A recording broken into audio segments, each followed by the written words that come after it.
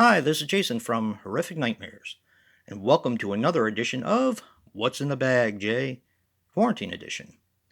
Now, this is where I pick 6 movies from my collection that I haven't seen, write their names on a piece of paper, draw 2 out at random, and do 2 reviews.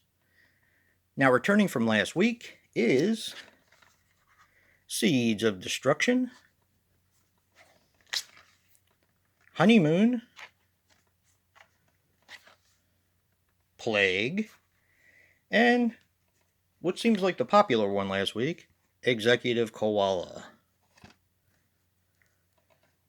Now, making its debut this week is Tales from the Hood 2, which I've had in my collection for a while, just haven't watched it yet, so I figured now's as good a time as any.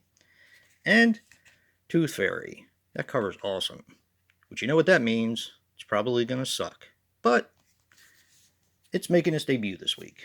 Now, let's give the bag a good tussle and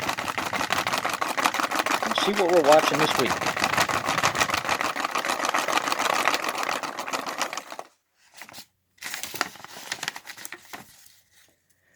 First pick is Executive Koala. Alright.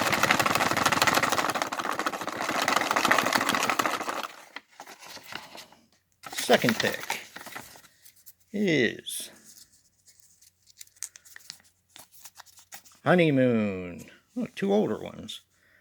Well, I'm going to set them aside while I sit the rest of the movies side by side by side and take my trusty Freddy vs. Jason die, and we're going to see what comes back next week. Remember, if it rolls a Freddy vs. Jason or a 5, I have to redo it.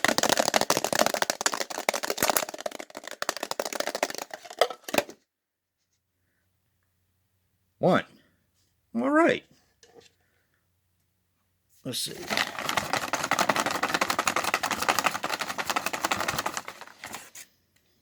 There will be a new bag next week because mine is falling apart.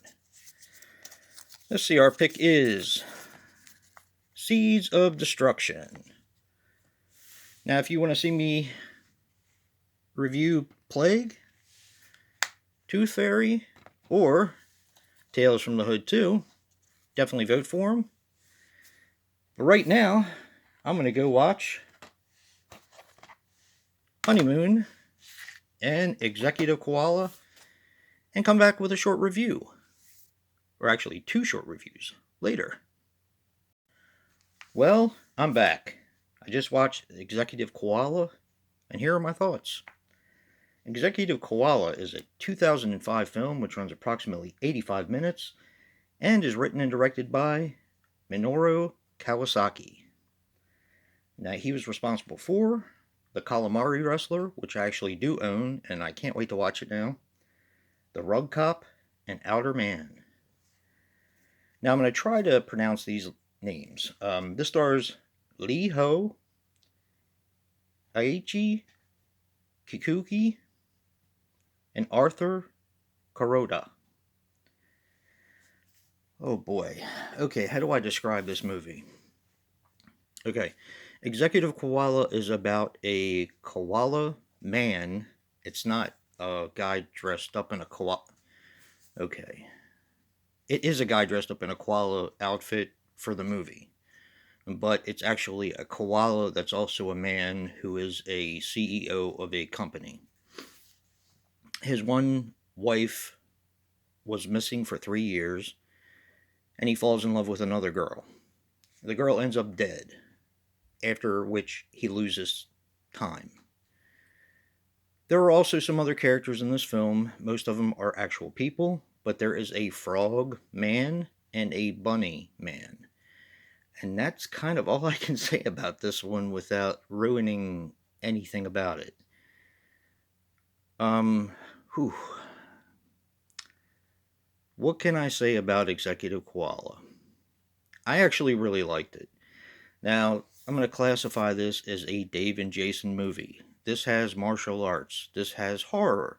This has thriller. This has political espionage. This has science fiction. This has drama. So it's pretty much, and comedy as well. And this pretty much covers the gambit on every single movie ever made. Wow. I don't really know if I can recommend this. I did recommend it to Dave because I know he's going to love it like I did, but it's very weird. It does tell a cohesive story, but it's a very complicated story. And yeah, I mean, I wish I could do better on this one, but that's really all I can say. The acting was okay. It's not a horror film per se. It is more of a everything in the kitchen sink thrown in. So, like I said, I'm probably not describing it very well, but I can't talk about this without ruining that, and this without ruining this. It's I liked it. I liked it a lot, but I don't know if I can recommend it because a lot of people are going to expect a slasher koala person thing. That is part of it, but it's not a very big part of it. It's like I said, it has everything. It's even part musical, if you can believe it. So, I don't really know what to say about this one.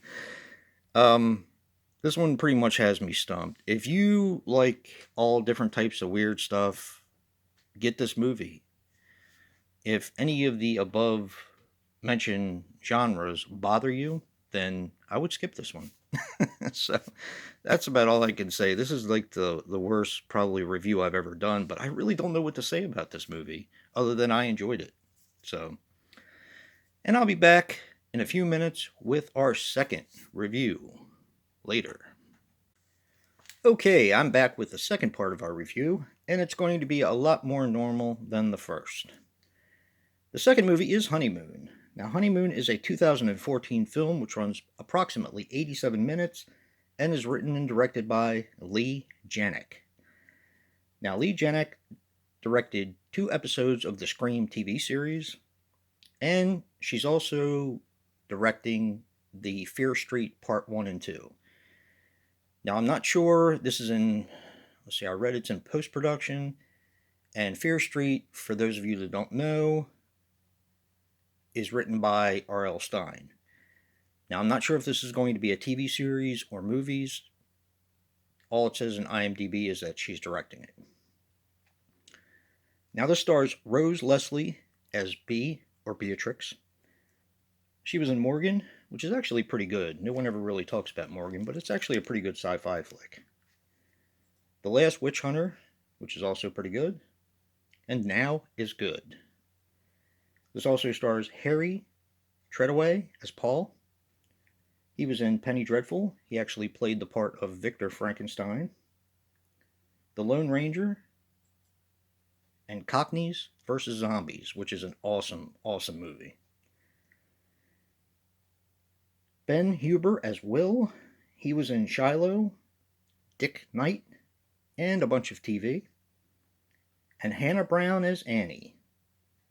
She was in Southland of the Heart and a bunch of shorts. And that's actually the only cast. There's only 4 people in this film, which is interesting, I thought. Now, this had a $1 million budget, but only grossed about $25,000. And it was Leigh Janiak's feature film debut for being a director. Now, the story is basically this. In the very beginning, there is found footage, which may put some people off, but that is the only part of the film that is found footage. And it's basically the couple of Bea and Paul in front of the camera explaining how they met, how they got engaged, and eventually how they got married. Now, this is after they were married and they're on their way to their honeymoon, which is in Beatrix's childhood family cabin that they always went to. So they're there to have their honeymoon, and it starts out innocently enough. They're conversing back and forth. This is where this happened when you were a little kid, and she's just basically taking him around the cabin and showing him around. They end up taking a hike, and they run into the other couple in the film, which is Will and Annie. Now, Will was a childhood friend of hers, and Annie is acting very strange, and they can't figure out why. From there, they go back to the cabin, and there is a bunch of strange things that occur in this film.